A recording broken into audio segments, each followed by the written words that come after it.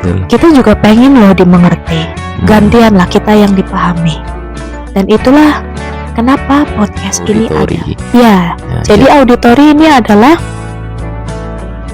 gaya belajar yang peka di telinga. Penekanan intonasinya, ekspresinya mereka langsung tahu, oh dia lagi marah gitu. Oh dia pasti udah suka banget yang namanya di WhatsApp itu ngechat, pasti dia langsung telepon atau itu khasnya ya, dengarkan rekaman materi pelajaran atau podcast. Ya, jadi selain kita baca buku, baca buku itu ya memang harusnya baca buku, tapi untuk sanguinis, biar kita lebih melekat di otak. Sang Petualang Podcast, nambah peluang. Assalamualaikum warahmatullahi wabarakatuh. Selamat datang di Sang Petualang Podcast, nambah peluang. Bersama saya Demai dan partner Wisnu Sang Petualang atau biasa dipanggil Inu. Ya, jadi Sang Petualang Podcast ini adalah tempat di mana kita ngobrolin hal-hal yang sederhana tapi bermakna. Jadi tema besarnya ini adalah tentang pengembangan diri, karakter, dan kehidupan sehari-hari. Ya, betul sekali. Ya, jadi teman-teman di sini, gimana kabar kalian? Apakah kalian sehat atau mungkin sedang kurang sehat? Saya doakan kalian segera sembuh. Keadaan sehat. Semoga dalam keadaan sehat. Lahir dan batinnya. Ya. Semangat, tetap semangat untuk dan belajar. Semoga hajatnya dimudahkan. Amin. Ya, jadi siapa teman-teman di sini yang selama ini udah berusaha memahami orang lain semuanya? Memahami orang tua, memahami teman, memahami pasangan mungkin, memahami anak. Pasti ada titik di mana kita capek. Ya, capek. Betul. Kita juga pengen loh dimengerti. Gantianlah kita yang dipahami. Dan itulah kenapa podcast ini ada. Jadi podcast ini bukan cuma untuk kita memahami orang lain, tapi juga kita bisa memahami diri sendiri dulu. Iya, betul. Iya, betul sekali. Jadi kita sudah sampai di cut dulu. Jadi kalau kamu lagi butuh untuk dimengerti ya, teman-teman tenang aja karena kita ada di sini di podcast ini untuk menemani kamu. Iya. Ya. Jadi sekarang kita udah di playlist yang terbaru ya, Pak? Iya, betul. Jadi kemarin kan saya bilang ada kejutan surprise untuk malam ini. Saya akan kasih tahu ya surprise-nya apa. Bahasan apa yang akan kita bahas malam ini? Oke, akan langsung aja ya. Akan saya kasih tahu untuk tema kali ini kita akan membahas tentang gaya komunikasi dan gaya belajar. Ya. Tapi tentang watak, salah satu watak ekstrovert ya. Untuk yang pertama kita akan kupas tentang watak sanguinis dulu ya. Ya, jadi sebelum kita masuk, kita mau menjabarkan sedikit. Jadi gaya komunikasi dan belajar. Kenapa ini penting? Sebenarnya kita udah bahas ini di video kita yang sudah berlalu ya, di playlist kita. Di playlist kita, silakan teman-teman bisa cek di situ ada playlist 4 watak dasar manusia. Di situ kita bahas materinya padat. Ya, dan kali ini kita mau membahasnya secara lebih ringan. Ya, lebih jelas, lebih ringan tentunya. Dan kenapa ini penting ya?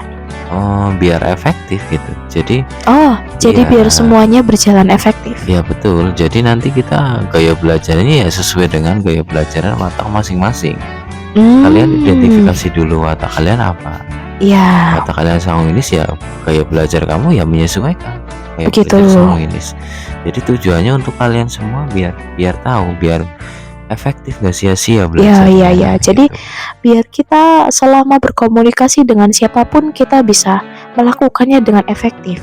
Dan untuk teman-teman yang masih belajar, Betul. Nah, ini metode belajar itu sangat banyak ya. Yang namanya belajar itu nggak cuma soal baca buku, nggak cuma soal menulis.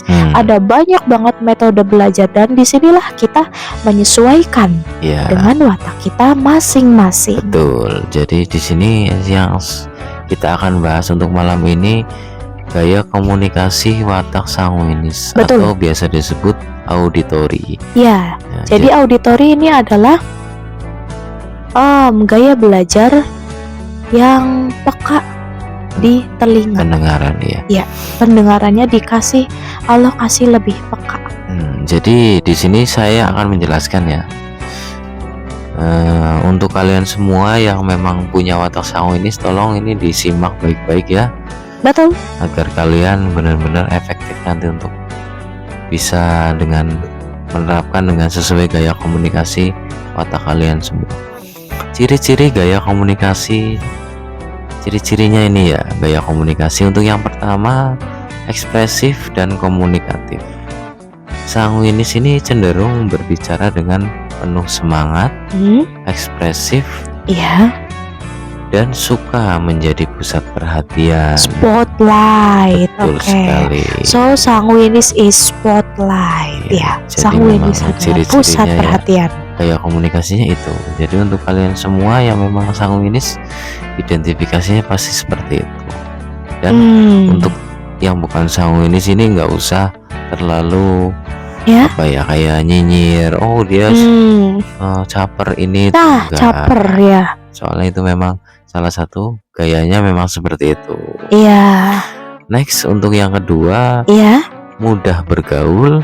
Mereka senang berinteraksi, humoris, dan terbuka terhadap orang lain. Jadi memang udah setelannya begitu. Betul. Jadi untuk sanguinis ya memang kayak gitu, orangnya fun gitu. Jadi benar-benar langsung spontan cerita bla bla bla bla ke teman-teman, itu memang style sanguinis banget. Terus humoris juga, senang bercanda ini itu. Nah, oke. Untuk yang ketiga ya, next. Ciri-cirinya itu mengandalkan suara dan cerita ya.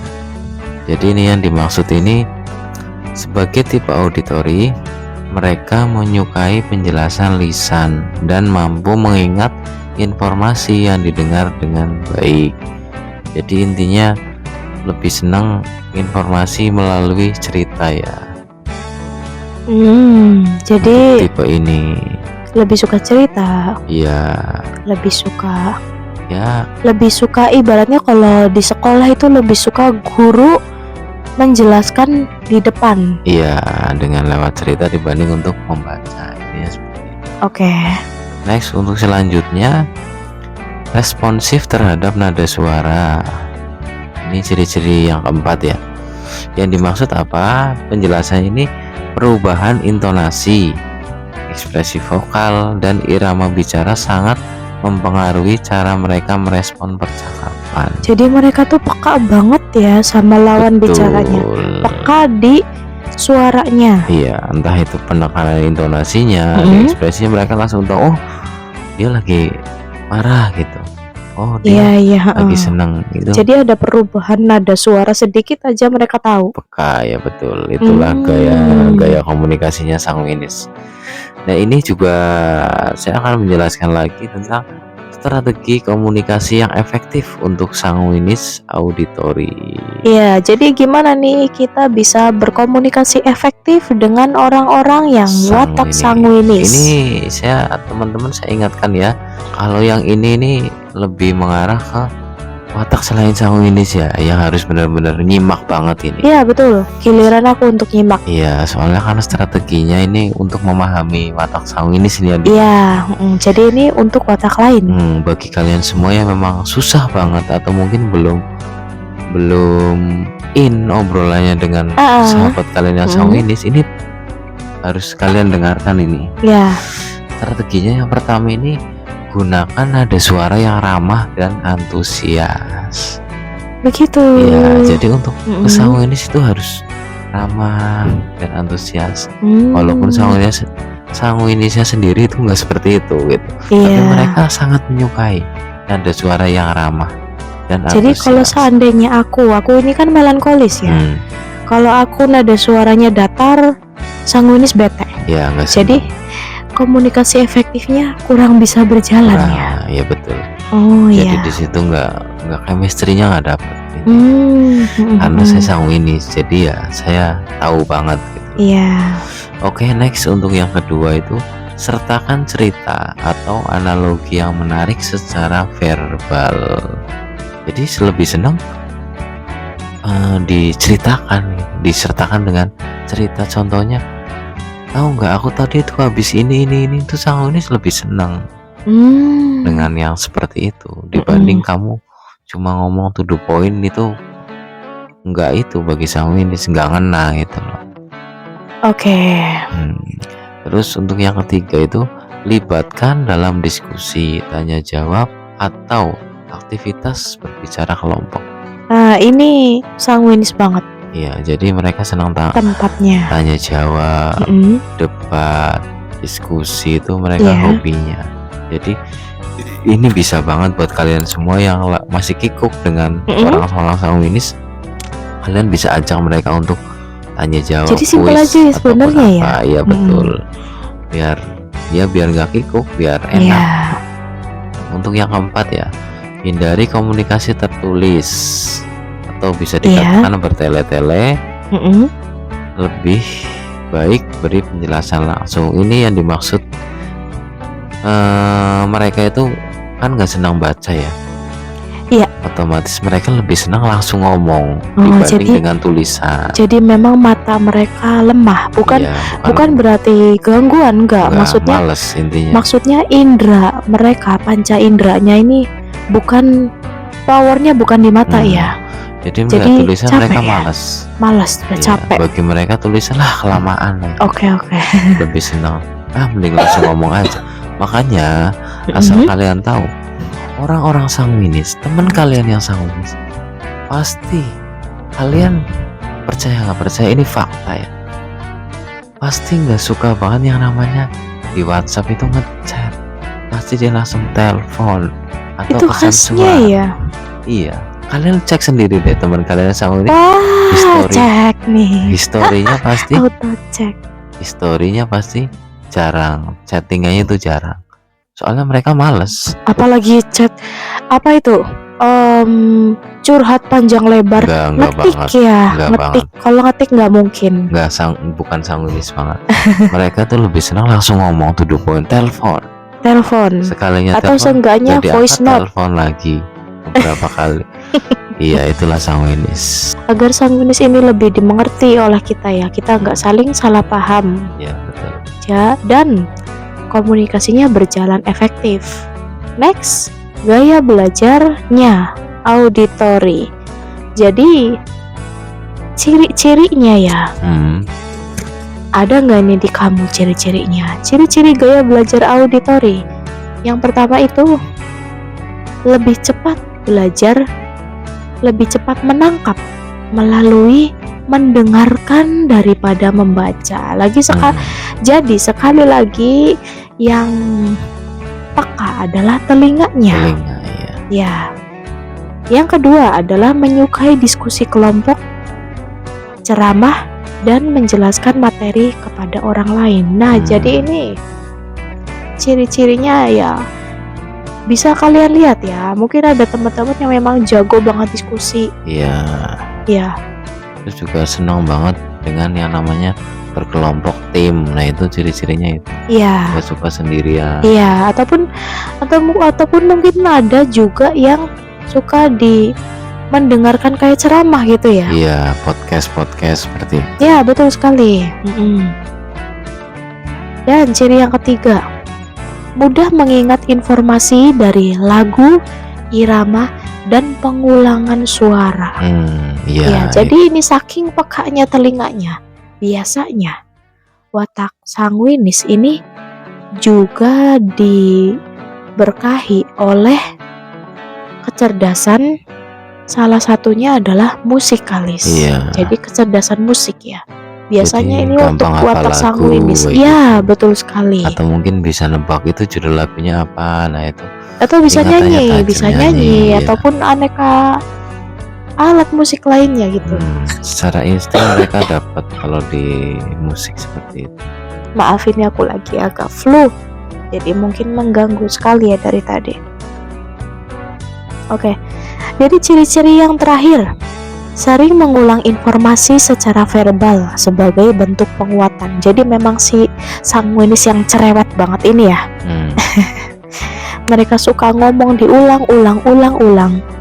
Seperti mungkin toa, kita ya seperti itu, udah mah berisik kencang diulang-ulang, kita yang dengar itu sangat terganggu, tapi ya itulah cara mereka belajar.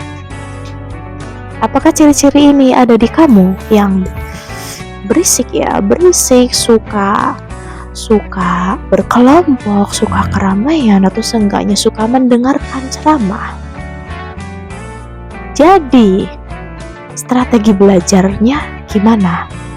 Gimana sih cara belajar yang cocok untuk sanguinis ya? Di sini akan dijelaskan ya. Nah, iya. Kita sambungin aja satu-satu ya. Biar kalian efektif untuk nggak nyari-nyari lagi. Udah ada strateginya tersendiri. Jadi ya, ini buat para orang tua yang mau ngajarin anaknya, kita cek dulu watak anak kita ini apa. Identifikasi dulu. Identifikasi dulu. Kalau watak anak kita ini sanguinis, otomatis kita ajarin dengan aneka sesuatu yang ada kaitannya dengan suara. Nah, daripada suruh baca, itu nggak efektif. Atau mungkin teman-teman yang pelajar ya. Jadi nggak usah pusing-pusing gimana caranya kita bisa dapat nilai yang bagus ataupun kita bisa mencapai target kita masing-masing. Nggak usah pusing-pusing. Mari kita dengarkan langsung. Oke, yang pertama, dengarkan rekaman materi pelajaran atau podcast. Jadi selain kita baca buku, baca buku itu ya memang harusnya baca buku, tapi untuk sanguinis, biar kita lebih melekat di otak, itu harus ada pengulangan, kayak semacam rekaman. Harus itu ada audio. Harus ada materi berupa audio di telinga kita, baru informasi itu masuk. Yang kedua, gunakan teknik membaca dengan suara keras, kayak tadi tuh. Betul. Jadi kalau kita lagi baca buku, ini untuk watak sanguinis ya. Kalau kita lagi baca buku, kok pusing, nggak paham-paham, coba aja baca dengan suara keras. Dia lebih mudah. Kayak saya sendiri juga sering seperti itu dulu waktu sekolah. Begitu ya dulu ya. Jadi benar-benar dibaca, nggak cuma dalam hati, cuma memang benar-benar dibaca keras. Kalau enggak susah untuk masuknya gitu. Atau bisa juga memanfaatkan lagu atau jingle untuk menghafal. Nah, ini juga sangat efektif ya buat teman-teman yang apa tuh tadi, sendirian ya. Sendirian harus baca buku, materinya ada di buku, itu bisa dengan baca dengan suara yang keras. Atau yang ini, kita bisa pakai lagu atau jingle untuk menghafal. Seperti kita waktu balita dulu, coba diingat-ingat waktu kita balita, gimana cara kita menghafal alfabet abjad. Kita nggak menghafal A, B, C, enggak gitu. Kita kan pakai lagu. Betul. Nah, begitu juga dengan kita. Bagi yang umat Islam, ini kan kita hafal rukun Islam, rukun iman, gimana caranya? Dengan nyanyian. Itu kita gampang nyantol, dan ini efektif sampai umur berapapun, sampai umur tua pun. Jadi ini bukan cuma buat balita tok ya. Betul. Ini untuk semua umur, terkhususnya sanguinis. Jadi efektif banget. Dan strategi terakhir ini yang paling gong, yang paling luar biasa, yang paling strategi jalur tikus, ibaratnya strategi tercepat untuk sanguinis dalam belajar. Gak butuh waktu lama untuk belajar, gak perlu terlalu effort, capek. Yang terakhir ini adalah kita perbanyak metode pembelajaran diskusi, tanya jawab ya, tanya jawab secara kelompok gitu. Iya, berkelompok ataupun debat. Nah, ini dia. Kuis gitu dengan iya, teman-teman. Jadi cobalah kita. Jadi janganlah baca buku terus, capek ya. Apalagi Sangwe di sini nggak bisa banget. Gimana cara belajar? Tanyalah teman-teman. Maksudnya kita mintalah teman-teman, ayo teman-teman kita kumpul di mana, diskusilah di situ. Belajar kelompok dengan. Nah itu betul sekali. Ataupun di sekolah, mungkin teman-teman bisa request ke guru, Bu jangan ini terus dong Bu, capek. Yuk kita adakan kuis ke Bu, atau mungkin bagi tanya kalian jawab atau presentasi gimana, identifikasi dengan wataknya masing-masing ya, memang yang merasa sanguinis ya kalian bikin kelompok sendiri untuk belajar sama sanguinis untuk tanya jawab. Nah betul, jadi gitu aja. Sangat efektif kalau kita punya kelompok belajar sendiri ya. Iya, karena kita kan visi dan misinya nanti otomatis sama. Iya. Lebih nggak ada miss gitu, sama-sama sih. Kebutuhannya juga sama. Betul, iya. Nah, jadi ini kayak belajar ini. Berikut strateginya ini cocok ya buat teman-teman pelajar ataupun buat teman-teman yang pekerja. Itu ya tadi sudah dijelaskan gaya komunikasi dan strategi komunikasi yang cocok ya, bisa diterapkan biar kita profesional ya bekerjanya. Iya betul. Jadi mungkin itu ya teman-teman untuk penjelasan kami tentang watak sanguinis ya. Tadi udah saya jelaskan yang pertama gaya komunikasi, dan ini udah dijelaskan untuk gaya belajarnya juga. Ya mungkin itu ya teman-teman untuk penjelasan kami tentang watak sanguinis ya. Untuk next selanjutnya kita akan masih bahas, masih berhubungan dengan watak juga ya. Jadi besok yang kita akan angkat tema berikutnya koleris ya, masih ekstrovert. Ini sekedar mengingatkan teman-teman ya, untuk teman-teman semua yang memang senang nonton podcast kami seputar pengembangan diri, karakter ataupun hal-hal kehidupan ya, atau sedikit spiritual juga. Iya, jangan lupa like ya, subscribe, dan ditunggu-tunggu lah teman-teman untuk komentar. Betul sekali. Jadi please feel free ya, bebas aja, karena kita ini partner. Iya, kita ini partner dan kita open. Kita terbuka buat kalian semua. Jadi kita belajar bareng. Apa yang teman-teman nggak bisa, tanyakan saja. Karena kita bukan pakar juga, bukan menggurui kalian, cuma kita partner teman-teman. Jadi kita sama-sama belajar, gak usah sungkan-sungkan. Betul. Ayo kita belajar bareng bersama. Ayo. Udah cukup. Mungkin sekian. Itu aja ya teman-teman. Wassalamualaikum warahmatullahi wabarakatuh.